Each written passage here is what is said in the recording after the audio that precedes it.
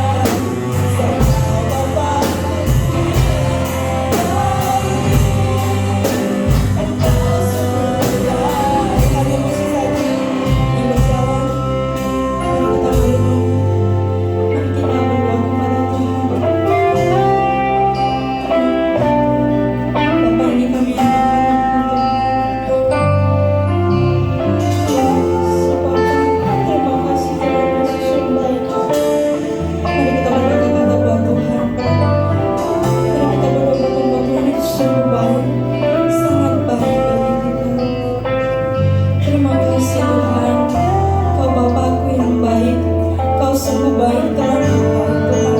Tuhan, kami percaya Tuhan, pada pagi ini kami mau berdoa Tuhan. Kami percaya Bapa, Kau mengangkat tangan kami Bapa. Kami percaya Tuhan segala setiap persoalan kami Bapa, kami mau serahkan semuanya ke dalam tangan Tuhan Yesus yang baik. Dan kami percaya Tuhan, Engkau menjawab setiap pergumulan kami Tuhan Yesus yang baik. Dan kami percaya Bapa, yang sakit Engkau pulihkan Tuhan Yesus yang baik. Terima kasih Bapa, terima kasih Tuhan, kami percaya Bapa. Kami merasakan kasih-Mu, pengurapan-Mu Tuhan Yesus tercurah atas kehidupan kami Bapa.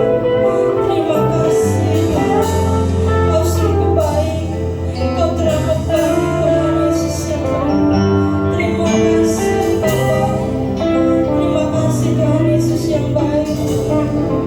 Haleluya, terima kasih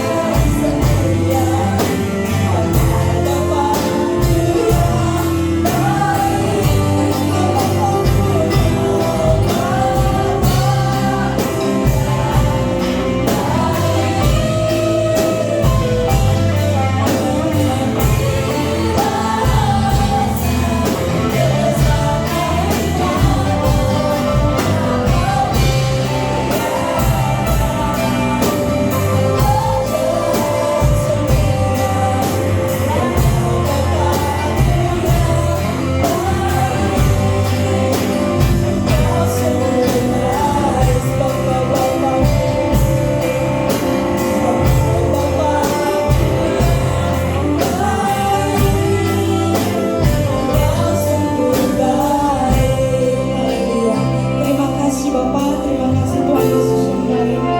Haleluya, amin. Haleluya. Baik Bapak Ibu dan saudara-saudaraku sekalian, kita akan mendeklarasikan pengakuan iman terasudi pada pagi hari ini. Mari kita membacanya secara bersama-sama dalam hitungan yang ketiga.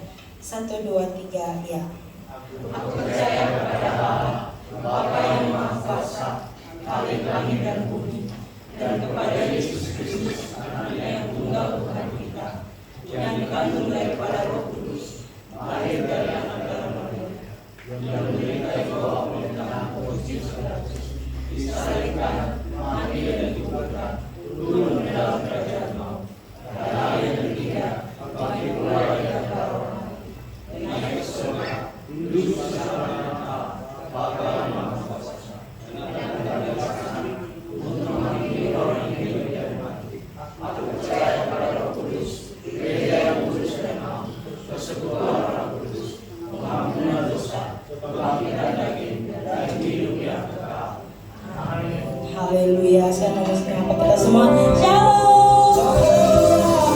Kita mau bersuka cita, amin. Kita mau bersorak memuliakan nama Tuhan, amin. Haleluya.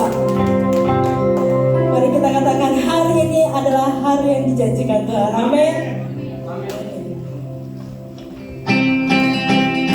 Ya, mari kita bersama memuliakan nama Tuhan. Haleluya.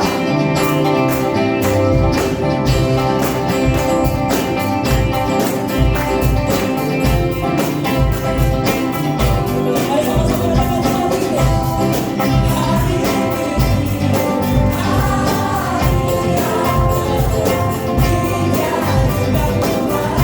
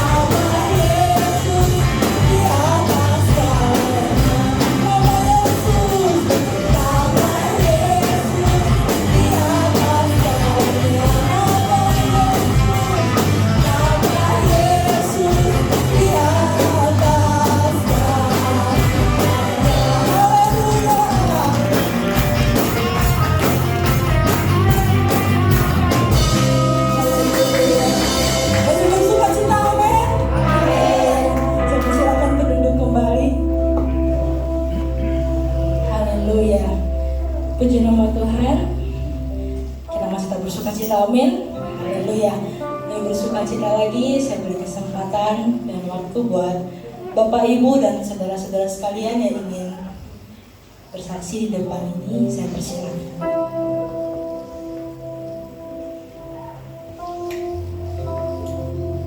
Ada? Ada yang mau bersaksi?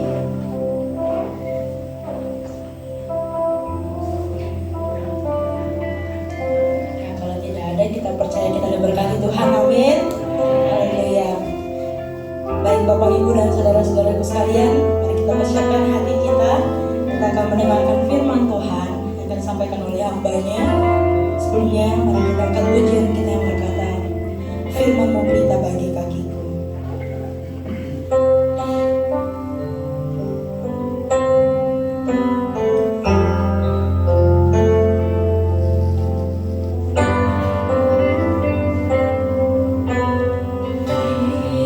Firman-Mu berita bagi kakiku, teranglah di jalanku. Firman-Mu Tuhan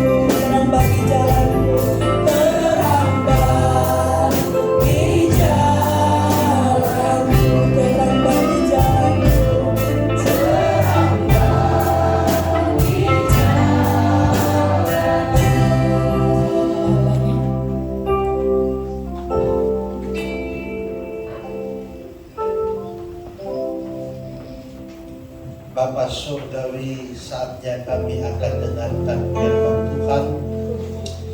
Biarlah Engkau berbicara kepada kami, karena kami tahu kami sangat memerlukan Tuhan. Dan pertemuan kami pada pagi hari ini bukanlah pertemuan yang kebetulan, tetapi karena rancangan Tuhan untuk merancang agar kami semua yang hadir hari ini mendapatkan berkat-berkat yang luar biasa, berkat spiritual, di mana mata kami secara jasmani akan sulit menembus, memahami, melihat, mengerti apa yang terjadi dalam kehidupan kami, dan Tuhan hadir dan kami boleh melihat jauh ke dalam pada hari ini, supaya kami mendapatkan berkat kekuatan, berkat sukacita, berkat damai sejahtera, karena Tuhan merancang orang-orang pilihannya untuk mendapatkan semuanya itu. Dan kami mempersilahkan Tuhan berbicara dalam hati kami untuk membuka logika kami, dan kami menyerahkan diri kepada Tuhan. Kami siap dengarkan firman Tuhan. Di dalam nama Tuhan Yesus kami berdoa, amin. Silakan duduk. Shalom. Puji Tuhan. Pasti kaget ya saya tiba-tiba hadir di sini, karena sebetulnya bukan jadwal saya memintanya. Jadi saya sudah keliling-keliling di mana ya, sampai di Jawa, di berbagai macam tempat, di Kalimantan terakhir, Kalimantan Tengah. Di sini saya belum pernah berkhotbah.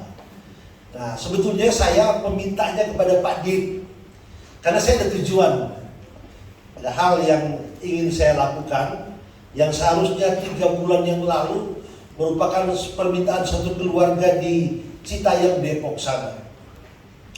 Dalam permintaan itu mereka sangat berharap, bayangkan 3 bulan dicecar, untuk saya datang berdoa di tempat itu, untuk mendoakan keluarga mereka, orang tua mereka yang mungkin usianya sudah renta, dan karena mungkin terbiasa dengan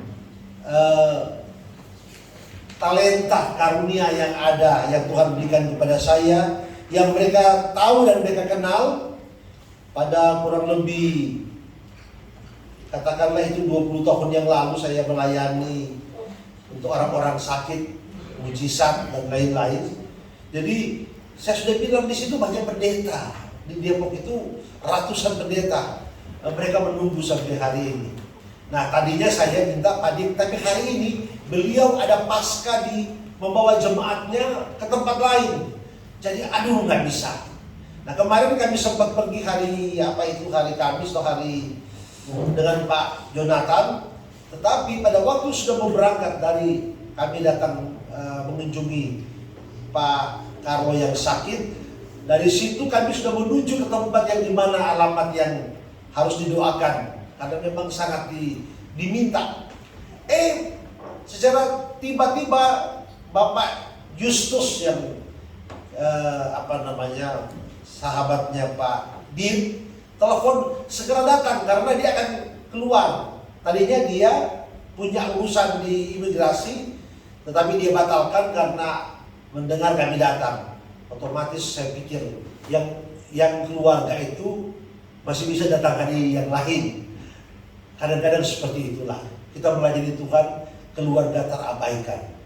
Bayangkan 3 bulan dikejar-kejar karena saya pergi kemana-mana dan tidak punya waktu, dan sampai istri saya sampai merasa, wah ini sangat berbahaya bagi saya sebagai keluarga, katanya. Seperti tidak mau atau mengabaikan keluarga. Dan akhirnya saya putuskan, dan masih kemarin hari Kamis dalam pertimbangan Pak Yus ini, dia sudah mau keluar karena dia mau nyumbang tanahnya di NTT untuk membangun gereja. Jadi pertimbangan karena gereja lagi terpaksa tidak datang. Dan dia punya tanah di kota Kupang ada 2.000-3.000 meter, dan dia mau serahkan. Saya bilang, gak usah banyak-banyak, 200-300 yang penting bener, daripada 2.000 meter nggak bener. Dia setuju. Dan kita kan bulan Mei pertengahan langsung dipotongin, kita langsung pagar langsung kebetulan kita bawa pengusaha, siapa tahu dia menyumbang kan gitu ya. Terserah Tuhan lah. Tapi yang paling penting benar, sumbang 300 meter. Jangan nanti cuma hayalan kan.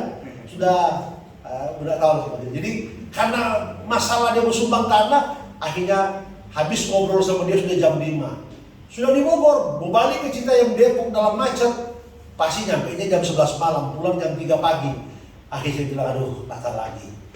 Nah hari ini saya datang ke sini berkhotbah, walaupun niat saya mengunjungi dia, mau ajak Bapak Gembala untuk, karena doa pelepasan itu harus butuh 2 orang. Musir setan itu tidak boleh sendiri.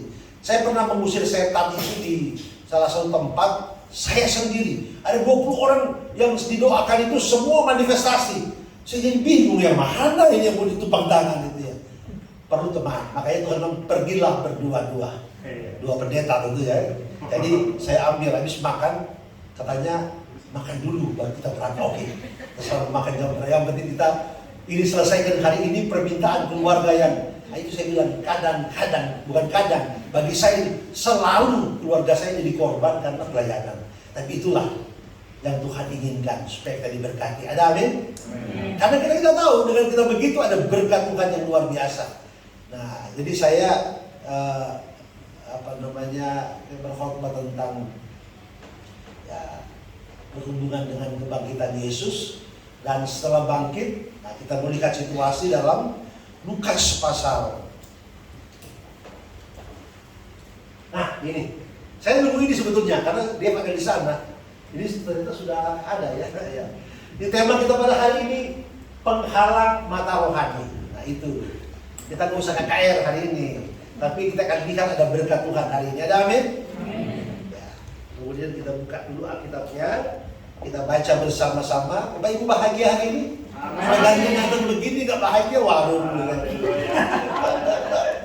Harus bahagia. Kita akan membuka dalam Lukas pasal yang ke-24 ayat 13. Ini agak panjang, nggak apa-apa. Kita akan baca dengan baik supaya berkat Tuhan dengan jelas kita bisa dapatkan baik-baik. Kalau sudah dapatkan, Yesus menampakkan diri di jalan ke Emmaus. Saya persilakan Bapak Ibu berdiri. Kita baca bersama-sama. Pada hari itu juga 2 orang dari murid-murid Yesus pergi ke sebuah kampung bernama Emmaus yang terletak kira-kira 7 mil jauhnya dari Yerusalem. Dan mereka bercakap-cakap tentang segala sesuatu yang telah terjadi. Ketika mereka sedang bercakap-cakap dan bertukar pikiran, datanglah Yesus sendiri mendekati mereka, lalu berjalan bersama-sama dengan mereka. Tetapi ada sesuatu yang menghalangi mata mereka, sehingga mereka tidak dapat mengenal Dia. Yesus berkata kepada mereka, apakah yang kamu percakapkan sementara kamu berjalan? Maka berhentilah mereka dengan muka muram. Seorang dari mereka namanya Kleopas menjawabnya, adakah engkau satu-satunya orang asing di Yerusalem yang tidak tahu apa yang terjadi di situ pada hari-hari belakangan ini? Katanya kepada mereka, apakah itu? Jawab mereka, apa yang terjadi dengan Yesus orang Nazaret? Dia adalah seorang nabi yang berkuasa dalam pekerjaan dan perkataan di hadapan Allah dan di depan seluruh bangsa kami. Tetapi imam-imam kepala dan pemimpin-pemimpin kami telah menyerahkan dia untuk dihukum mati dan mereka telah menyalibkannya. Padahal kami dahulu mengharapkan bahwa dialah yang datang untuk membebaskan bangsa Israel. Tetapi sementara itu telah lewat 3 hari sejak semuanya itu terjadi. Tetapi beberapa perempuan dari kalangan kami telah mengejutkan kami. Pagi-pagi buta mereka telah pergi ke kubur dan tidak menemukan mayatnya. Lalu mereka datang dengan berita bahwa telah kelihatan kepada mereka malaikat-malaikat dan mengatakan bahwa ia hidup. Dan beberapa teman kami telah pergi ke kubur itu dan mendapati bahwa memang benar yang dikatakan perempuan-perempuan itu, tetapi dia tidak mereka lihat. lalu berkata kepada mereka, "Hai kamu yang bodoh, betapa lambatnya hatimu, sehingga kamu tidak percaya segala sesuatu yang telah dikatakan para nabi. Bukankah Mesias harus menderita semuanya itu untuk masuk ke dalam kemuliaannya?" Lalu ia menjelaskan kepada mereka apa yang tertulis tentang dia dalam seluruh kitab suci, mulai dari kitab-kitab Musa dan segala kitab nabi-nabi. Mereka mendekati kampung yang mereka tuju. Lalu ia berbuat seolah-olah hendak meneruskan perjalanannya. Tetapi mereka sangat mendesaknya. Katanya, "Tinggallah bersama-sama dengan kami, sebab hari ini telah menjelang malam dan matahari hampir tenggelam, terbenam." Lalu masuklah ia untuk tinggal bersama-sama dengan mereka. Waktu ia duduk makan dengan mereka, ia mengambil roti, mengucap berkat, lalu memecah-mecahkannya dan memberikannya kepada mereka.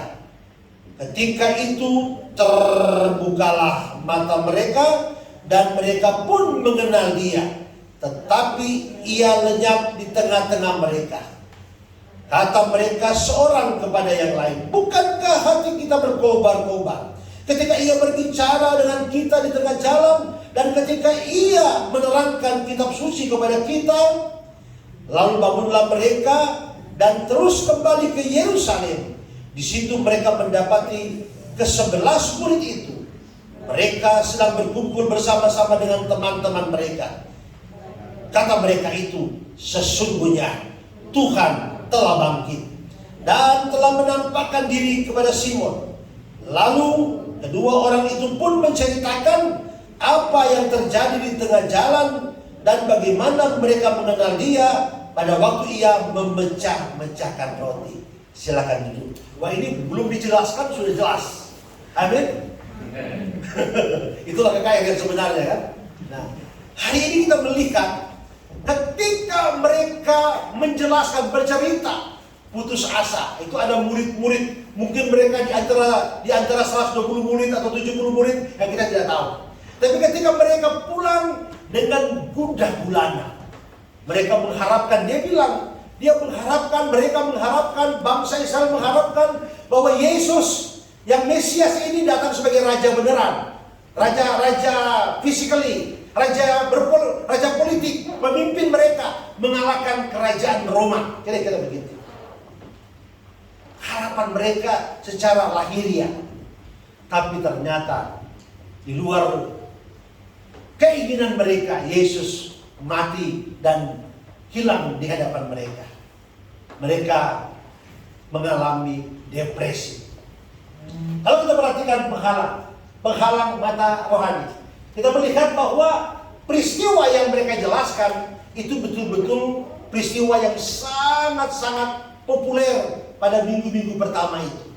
Pokoknya setiap warung kopi, setiap warteg, ya untung belum ada itu namanya tempat makan orang Batak di Lampung, itu belum ada Lampung gitu. Semua ngomongin itu, kayak ngomongin bola kayak Piala Dunia.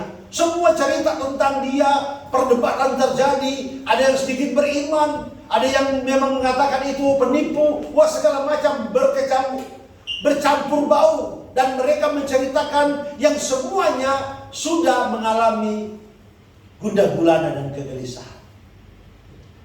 Dalam perjalanan menuju ke Emmaus, Yesus dalam karyanya meyakinkan murid-murid yang sudah babak belur, tercerai-berai, untuk memperingatkan mereka tentang janjinya bahwa memang begitu dia akan harus mati, harus disalibkan, mencurahkan darahnya, dan hari ketiga bangkit. Dan dengan demikian dia melakukan pekerjaannya. Dia mengulang kembali, review lagi. Dia dosen yang baik. Bayangkan dia cari. Kalau dosen yang normal itu kumpul di satu gedung, kumpul. Mau dijelaskan kenapa kalian pada takut?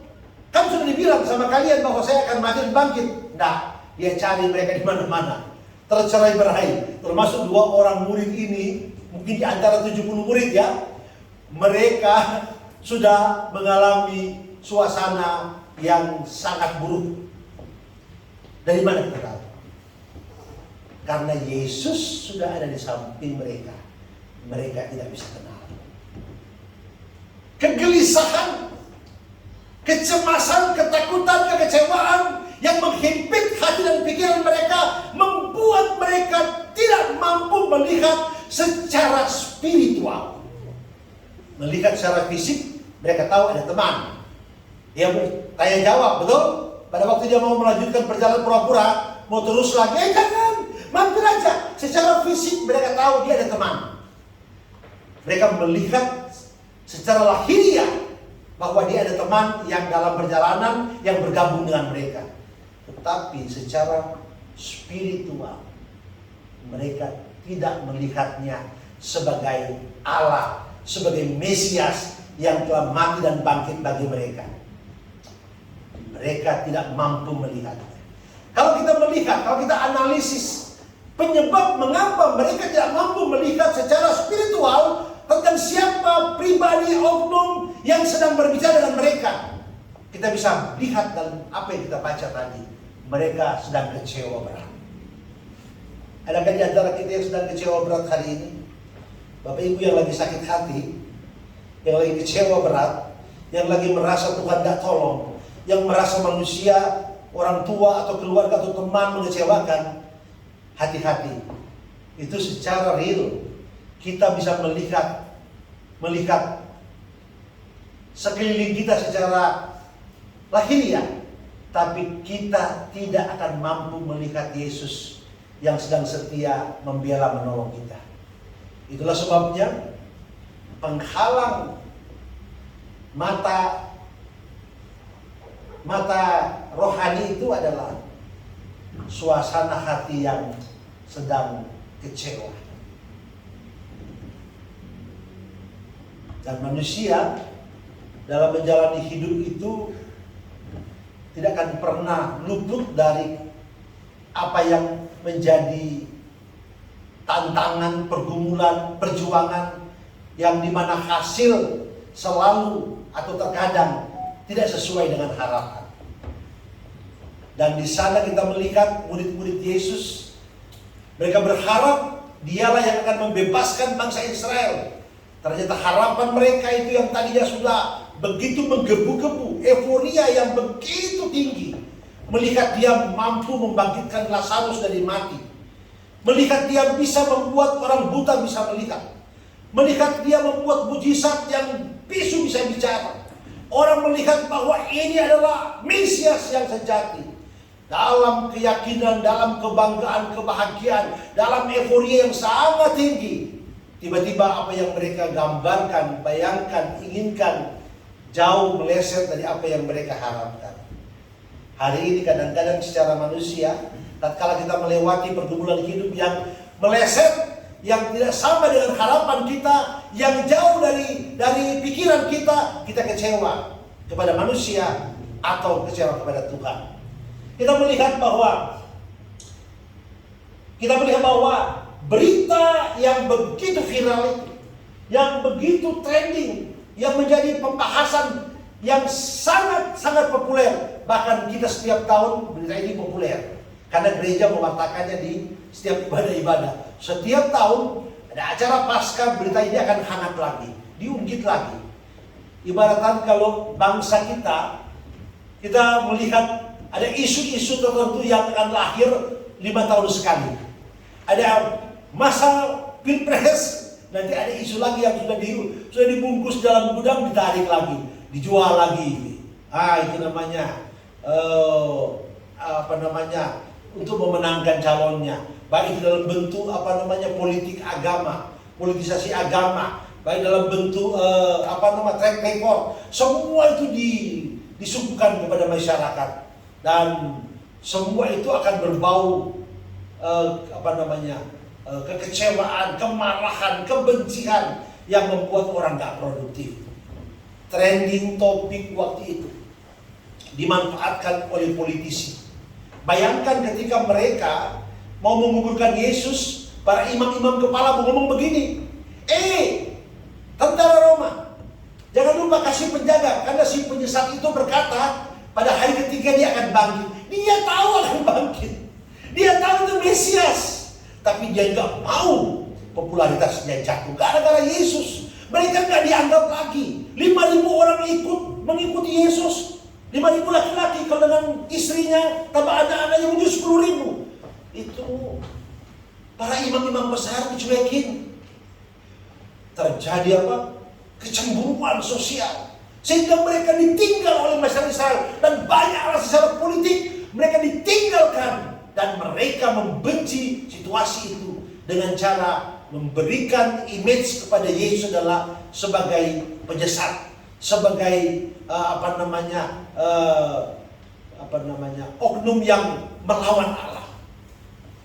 Bayangkan, berita ini viral dalam 1-2 minggu sampai dia naik ke surga. Hari ini, adakah kita juga yang termasuk dalam suasana karena kita mengalami tekanan batin, kekecewaan, kegelisahan, mengakibatkan kita tidak bisa melihat Yesus dengan jelas? Saya memperhatikan, tatkala saya juga sendiri secara pribadi, ketika ada masalah yang besar itu menimpa, itu rasanya itu Tuhan jauh, perasaan kita, kok Tuhan tidak tolong-tolong ya? Kok Tuhan itu jauh rasanya, berdoa kok kayaknya nancep di langit tembaga itu, kayaknya gak ada yang denger gitu. Tapi kalau lagi diberkati oleh Tuhan, rasanya Tuhan sangat dekat. Orang-orang percaya juga mengalami hal yang sama. Terkadang kelemahan murid-murid Yesus juga yang mengalami goncangan tatkala dia mati dan dia meninggalkan murid-muridnya selama kurang lebih 2 hari sampai 3 hari. 3 hari yang sangat tragis, yang menggoncangkan. Memang 3 hari itu sebentar kalau lagi enak. 3 hari itu lama sekali kalau lagi menjerit, betul? Lagi menangis 3 hari itu kayak setahun. Tapi 3 hari rasanya sedetik kalau lagi mendapatkan suasana bahagia, suasana kegembiraan. Jadi jangan kita berpikir bahwa memang ini murid-murid Yesus kebangetan. Cuma 3 hari kok gak sabar menunggu. Ini 3 hari yang lagi nangis, beda. 3 hari yang lagi menjerit, panas, kesakitan. Dan akhirnya Yesus yang tahu keterbatasan murid-muridnya, dia yang mencari mereka.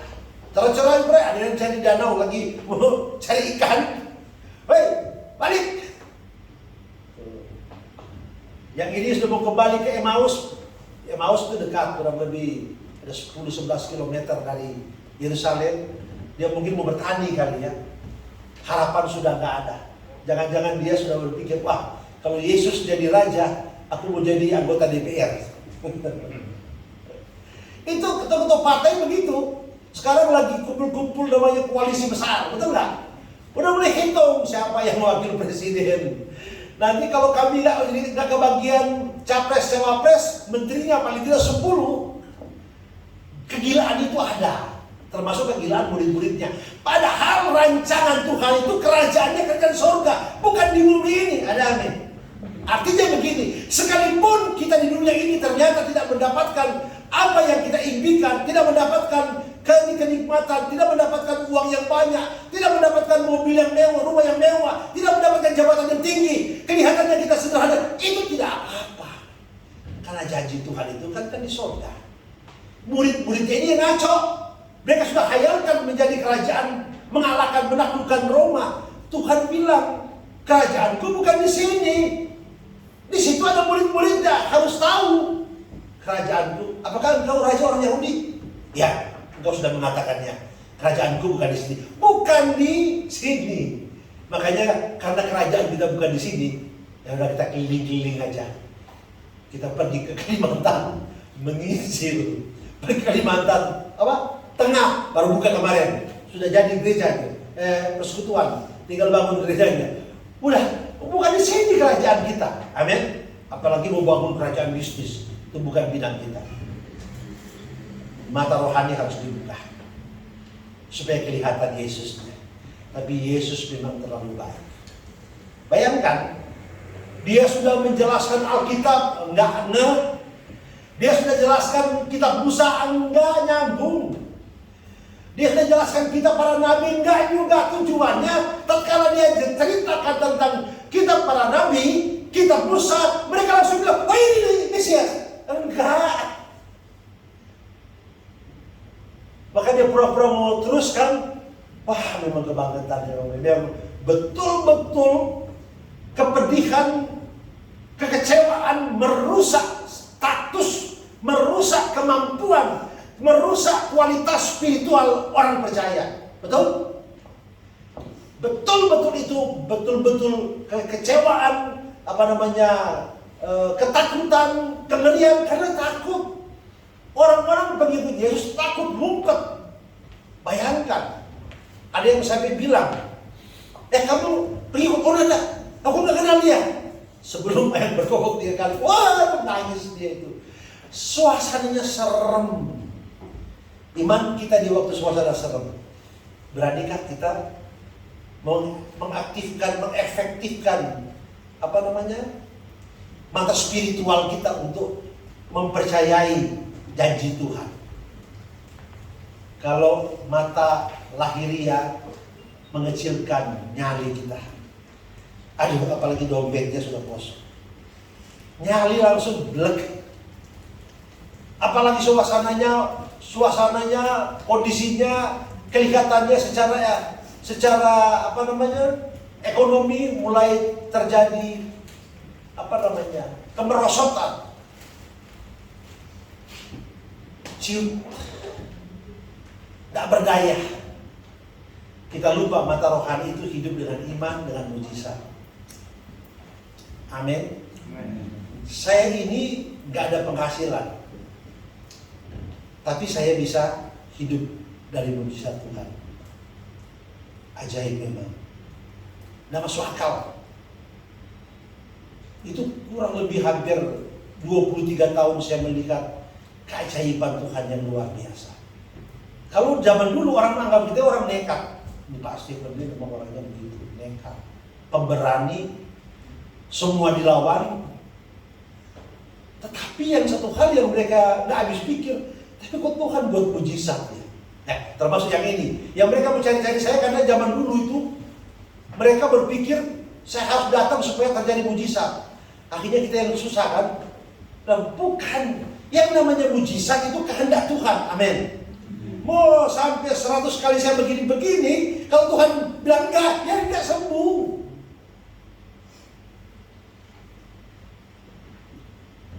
Manusia mau lihat secara lahiriah, tanpa pendeta kalau dia beriman sembuh.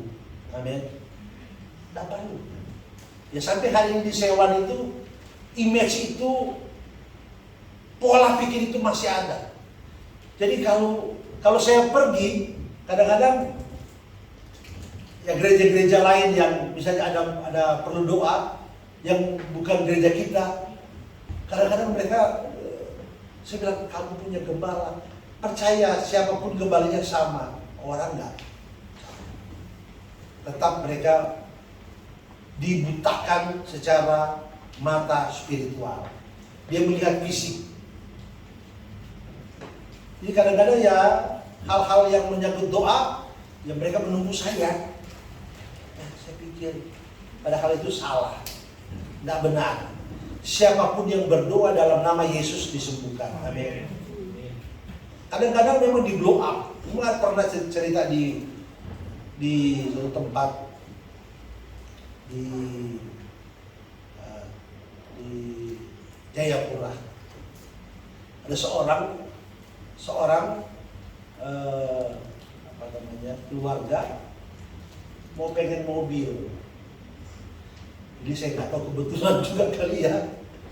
Dia ambil saya di hotel bawa ke rumahnya. Dia sudah suguhin, kasih makan ikan bakar kerapu yang enak.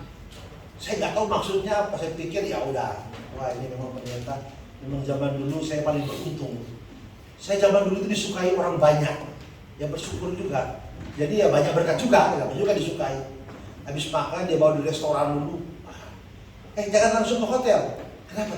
Ke rumah dulu. Nah, saya dulu dua tamu bilang, maksud kami, namanya orang Manado ya, dia bilang, kami pengen punya mobil, didoakan. Aduh, kalau Tuhan gak kasih gimana? Aduh udah, saya pikir sudah mau pulang, udah malam, udah jam 11. Itu saya hanya doa ya, kalau Tuhan gak kasih gak apa-apa ya. Ya tapi doakan, doa. Saya sampai di Jakarta, ini sudah ada mobil secara tiba-tiba.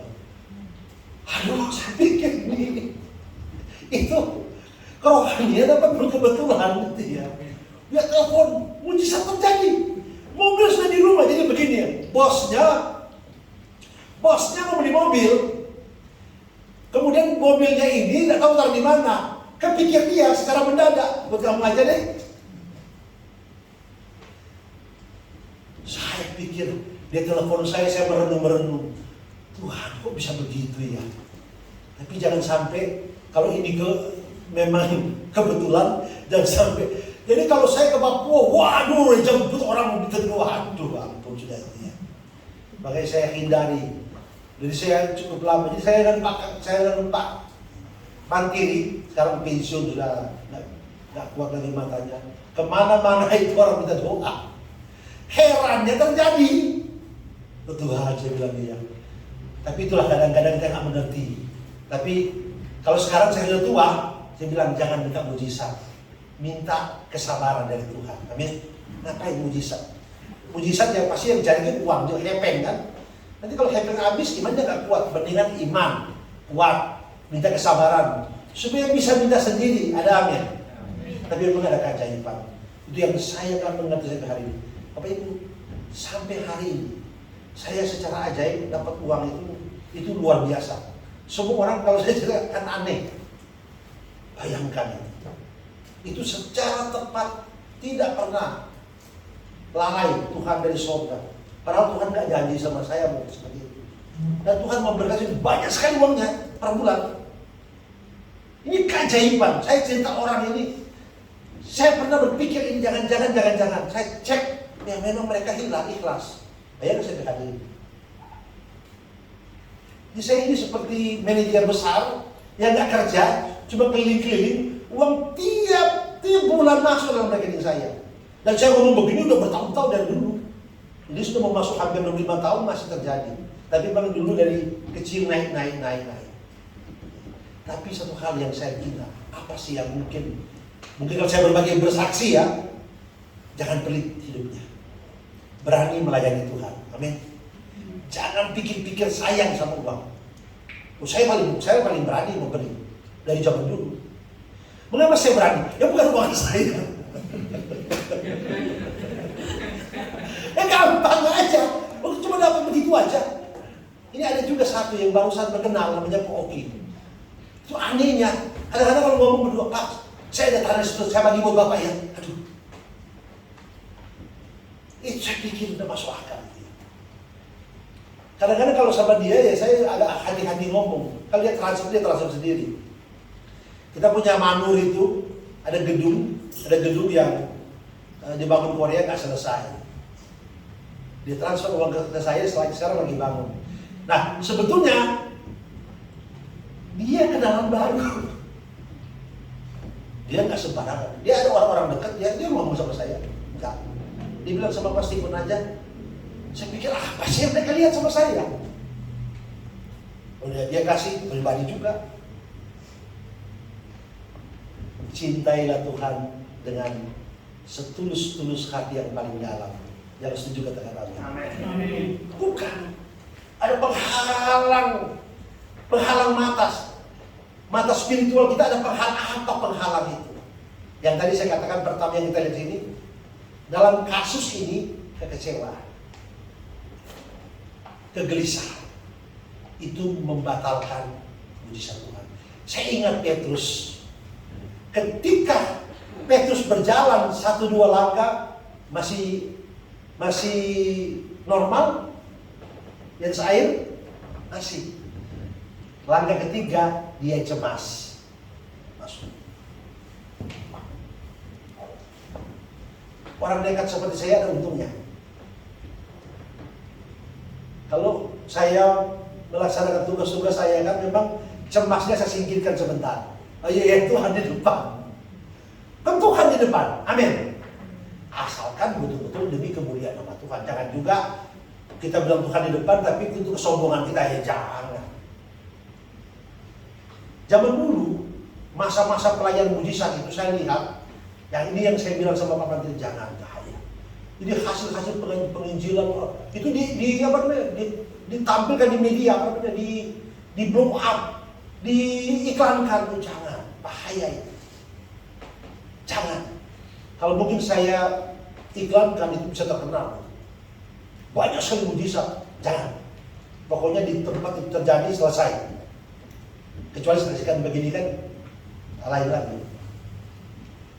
Kalau yang sengaja iklankan, oh orang begini sembuh, berbahaya. Itu bukan Tuhan yang dimuliakan. Orang yang berdoa yang dimuliakan, berbahaya. Amin. Mata jasmani mungkin kita melihat, tapi ada yang kita lupa. Penghalang mata spiritual itu lebih penting. Pertama tadi, kegelisahan, ketakutan. Kemudian juga, apalagi penghalang lain? Mungkin motivasi. Kita melakukan pelayanan, kita melakukan ekonomi, mau bangun perusahaan, mau bangun apapun namanya, pekerjaan, mau bangun startup atau apapun namanya. Kalau kita peruntukan bagi Tuhan, disitulah Tuhan bekerja. Pokoknya aku lakukan ini supaya Tuhan dimuliakan. Saya bangun sekolah, kalau saya open management, semua orang bisa lihat. Guru-guru mengapa bersemangat? Karena mereka lihat bahwa ini betul-betul untuk Tuhan. Mereka yang kelola uangnya, saya hanya polisi mengontrol, jangan maling, awas, hati-hati. Jangan maling. Jadi mereka semua yang kelola. Saya dari cara Tuhan membuat mujizat. Bayangkan kalau saya kerja di perusahaan, saya kerja di perusahaan jadi manajer, pasti gaji saya kecil. Perusahaan manajer paling-paling dapat 30 juta per bulan kan? Itu ke zaman sekarang udah berat itu perusahaannya. Tapi kalau Tuhan langsung, saya ngapa-ngapa, saya cukup menginjil aja, Tuhan kasih jauh lebih besar daripada itu.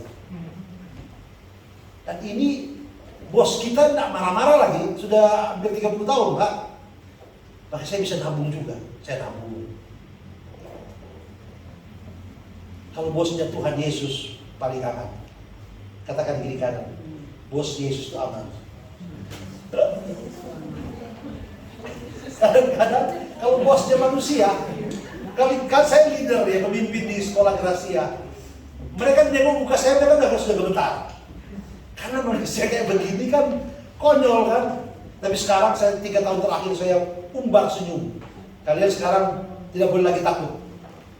Karena sudah ketua sinode soalnya. Pak Jonathan, dia kan serem dia. Dia kaget lihat waktu saya pimpin BK3. Dia bilang, pasti pun. Wah, ini juga ya. Mereka takut lihat Bapak. Bapak kalau di bawah sama saya.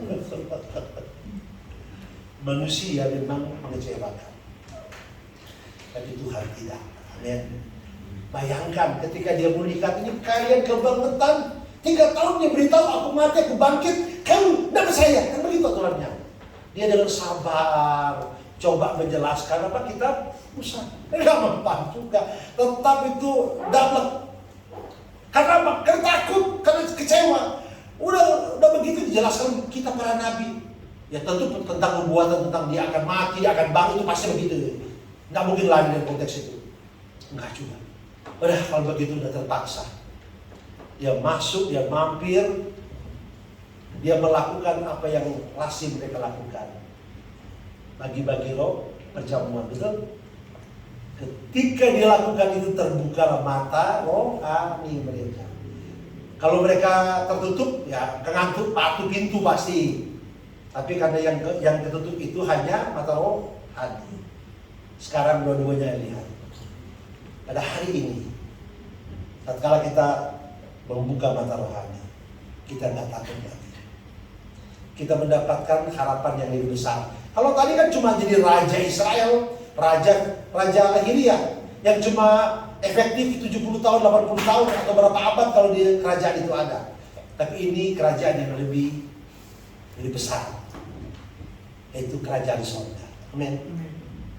Lebih besar untuk suatu yang lebih baik. Tuhan bukakan mata kita, dan Tuhan terlalu sabar untuk membawa kita. Kadang-kadang kita sudah mendengarkan firman jangan khawatir, pulang masih khawatir juga. Tuhan masih sabar. Tuhan pakai 3 jurus tadi baru tembus ya. Kadang-kadang murid-murid itu yang dekat 3 jurus, kita kadang-kadang 100 jurus baru mempan. Karena saking dableknya kita itu, saking tak percayanya. Jangan kita pikir kita lebih baik daripada murid-muridnya. Oh tidak. Yang namanya situasi, kondisi, lahiriah, mencekam. Ya Petrus aja dia bilang aku nggak kenal dia. Dia takut tuh orang melihat kayak begitu. Kalau mau tahu dalam kerusuhan dulu 98, orang semua cari aman, tidak berani ngomong apa-apa. Saya di tengah-tengah kerusuhan melihat betapa seremnya situasi yang begitu mendesak kita untuk keluar dari jalur yang sebenarnya. Keluar. Tetapi Tuhan sabar. Tuhan tidak menghukum mereka karena mereka tidak mengerti. Tetapi ketika dia dibukakan mata rohani, belum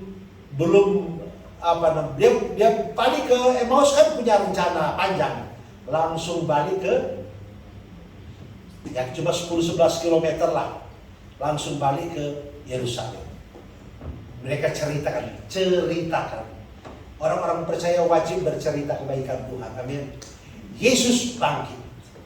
Ceritakan kita punya kehidupan, kita bangkit dari kekecewaan. Kita bangkit dari harapan yang sudah melempem. Kita bangkit dari ketakutan, kecemasan. Kita bangkit dari ketidakberdayaan, bangkit. Kita berjalan. Ceritakan itu kepada orang lain. Dia pergi ke teman-temannya yang sedang menceritakan itu. Maka mereka saling menguatkan. Kita saling menceritakan hal-hal positif. Waktu dia pulang ke Emmaus, yang dicerita apa? Ketidakberdayaan, keputusasaan. Ketika dia membuka mata rohani, dia balik dengan menceritakan optimisme. Yesus sudah bangkit. Berbalik. Mulai hari ini, ceritakan hal-hal yang optimis. Amin. Hari ini walaupun saya nggak diundang khotbah, tetapi ini saya merasa yakin ada berkat Tuhan. Amin. Nanti saya akan doakan. Ada bapak ibu yang punya perluan apa, saya doakan. Tapi di situ aja kok usah maju. Saya berdoa Tuhan jawab hari ini. Ya nanti dengan iman ya. Nah, memang yang begini-begini saya suka nggak buka kemana-mana. Karena saya pikir nanti kembali kayak dulu orang cari mujizat. Kayaknya nggak usah. Cari Yesus aja cukup. Cari Yesus dapat semuanya. Daripada cari mujizat, ketika kita sudah lupa, jauh lagi dari Tuhan. Amin. Kita bangkit berdiri. Bapak Ibu boleh minta dalam hati apa yang kita meminta hari ini. Pertama-tama kita berdoa, Tuhan bukakanlah penghalang, copot penghalang mata spiritual yang membuat aku tidak melihat karya Yesus. Yang membuat aku tidak begitu memahami betapa besar kasih Kristus akan kehidupanku. Penghalang yang menghalangi mata spiritual, hari ini kita akan sepakat dicopot dalam nama Yesus. Kita masing-masing berdoa untuk meminta Tuhan mencopot penghalang balok yang membuat kita sulit mengerti akan rencana Tuhan. Kita berdoa. Bapa Surga, hamba-Mu sudah menyampaikan firman Tuhan, dan hari ini hamba-Mu memiliki permintaan khusus supaya pada hari ini setiap jemaat yang ingin diberkati, ingin melihat pertolongan Tuhan.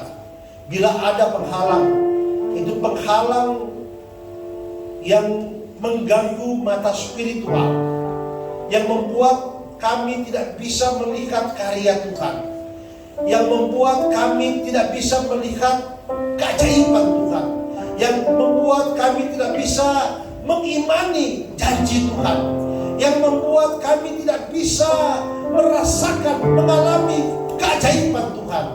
Semua penghalang mata spiritual itu Kami berdoa di dalam nama Yesus, dicopot, disingkirkan, dilepaskan. Kami berdoa pada hari ini, Kau berkarya saat ini ya Tuhan. Maka setiap jemaat memiliki permintaan khusus yang dia sedang ucapkan hari ini, dan hamba-Mu berdoa di dalam nama Yesus. Nyatakan, Tuhan kiranya berkenan di dalam nama Yesus. Mujizat terjadi dan mereka akan saksikan kepada orang lain bahwa pada hari ini boleh terjadi iman yang dapat melihat kuasa Allah, yang dapat melihat janji Allah, yang dapat melihat segala kebaikan Allah. Oleh karena penghalang mata rohani kami telah dilepaskan dengan kuasa darah Yesus. Dan biarlah firman Tuhan yang disampaikan kami pegang, kami imani, kami percaya ya Tuhan. Terpujilah nama Tuhan. Di dalam nama Tuhan Yesus kami sudah berdoa, sama-sama katakan amin. Kembalikan.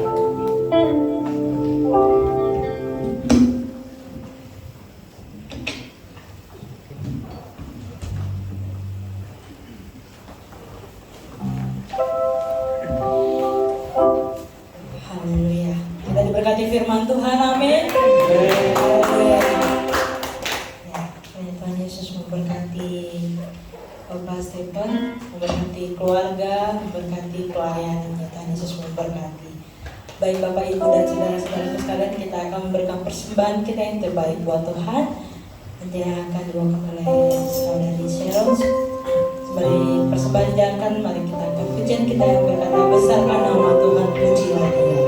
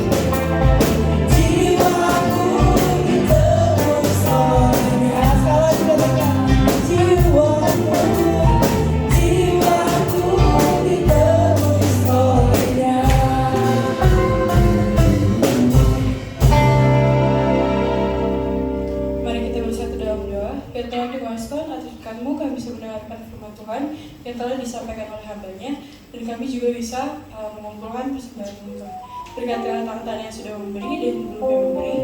Berkati juga persembahan agar bisa dipakai untuk memulakan nama saja itu. Tuhan, haleluya, amin. Haleluya, terima kasih Bapak persembahannya. Kiranya persembahan kita ini bisa memuliakan nama Tuhan. Baik Bapak, Ibu dan saudara-saudara sekalian, kita akan mengakhiri ibadah kita pada